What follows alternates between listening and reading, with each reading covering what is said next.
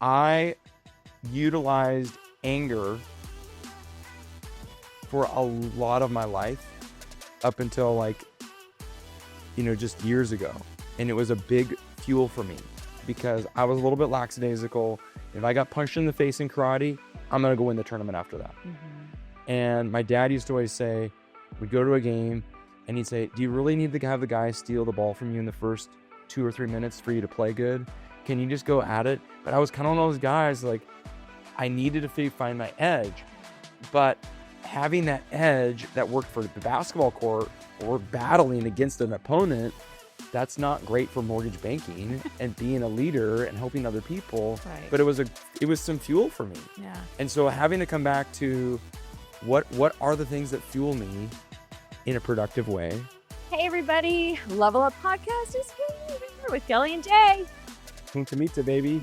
Can we just stay here? Can we have all our podcasts here? No, I'm thinking we should, work remote. Yeah.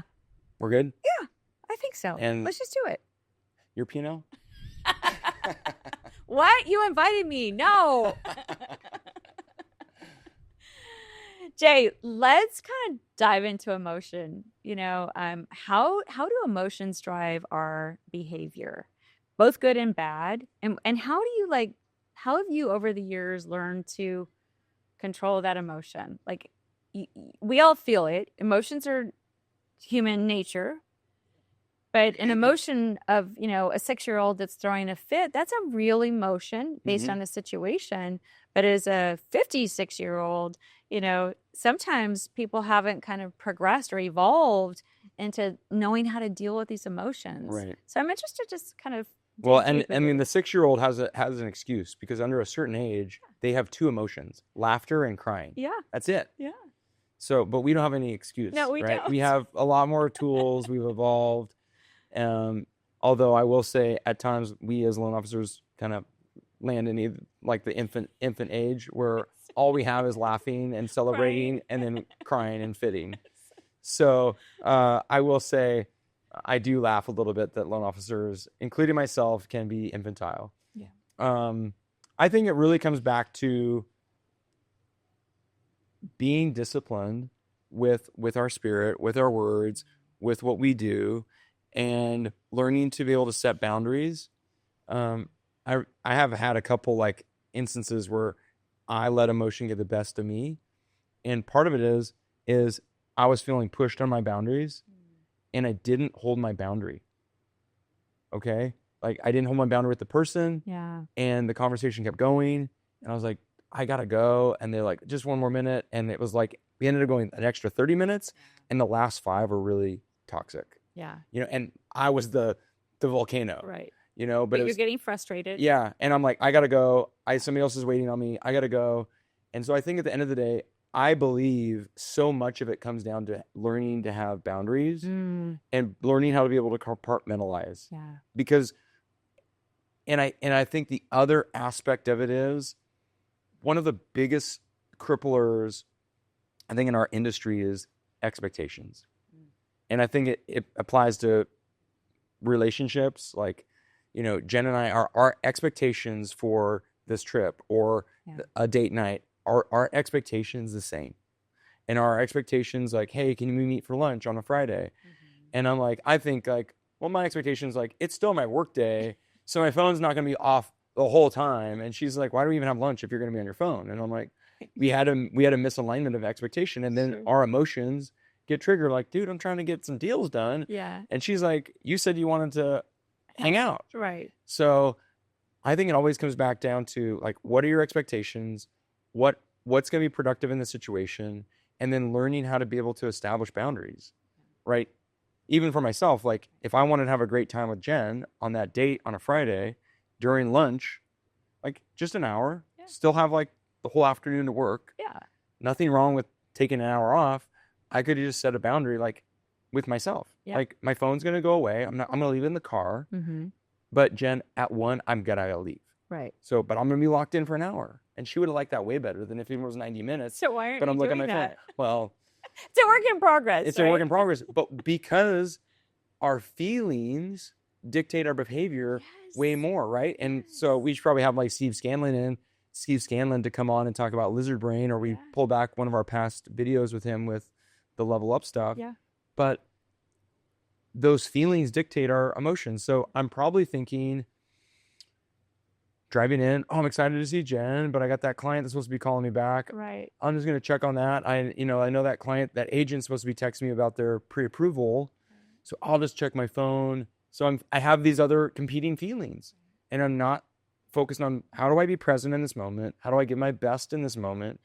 And I think it is, this root of discipline, and being disciplined with ourselves, being disciplined with our words, being disciplined with our actions. And so emotions can really drive us in a lot of different directions. And we have to be cognizant that there are good emotions and there are negative emotions. And how do we leverage the ones that are going to help us be the most productive in each one of those moments? Mm-hmm. And I utilized anger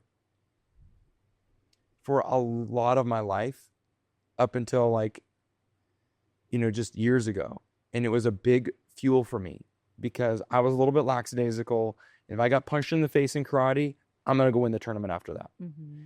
And my dad used to always say, we'd go to a game and he'd say, do you really need to have the guy steal the ball from you in the first 2 or 3 minutes for you to play good? Can you just go at it? But I was kind of one of those guys, I needed to find my edge. But having that edge that worked for the basketball court, or we're battling against an opponent, that's not great for mortgage banking and being a leader and helping other people. Right. But it was some fuel for me. Yeah. And so having to come back to what are the things that fuel me in a productive way. And when I see some of these things, the train coming that's going to put me in a destruction, where can I have a boundary to say, I'm going to say stop. I'm going to go on a quick walk. I'm going to go breathe. I'm going to refocus. Pause. But the fuel that's worked for me the best, and I don't know how it would still translate to basketball, because people, we go to trips and they're like, hey, let's go play some hoops. I'm like, you don't really want to play with me. I'm not a lot of fun to play with unless we're on the same team. But the truth of it is, getting back to my why, which we've talked about before, that's the positive fuel. That's the energy. Yeah. That's productive. And it doesn't need to be, for me, I'm not this super enthusiastic person, but the recipe for enthusiasm is great energy, great effort, and encouraging others. Yeah. So that's another one of those things, emotions that I like to lock into, is try to be an encourager to myself first, because I can't give to somebody else what I don't first possess. So true. So if I'm not encouraging me, I can't encourage you. Yeah. So be an encourager and go from there. But hopefully this gives some ideas on how to be able to navigate emotions in a productive way, set some boundaries around that, and for you all to go lead in your role with excellence. Jay, I love when you riff. or ramble. Or ramble. My wife would be calling it something like, stop talking. No, but it's good. It's funny when we do these things, we have these general concepts, but honestly, the magic is when we just talk from our head and our heart. And I just appreciate you. So thank you so much. And you guys just know we're here. We're a phone call away.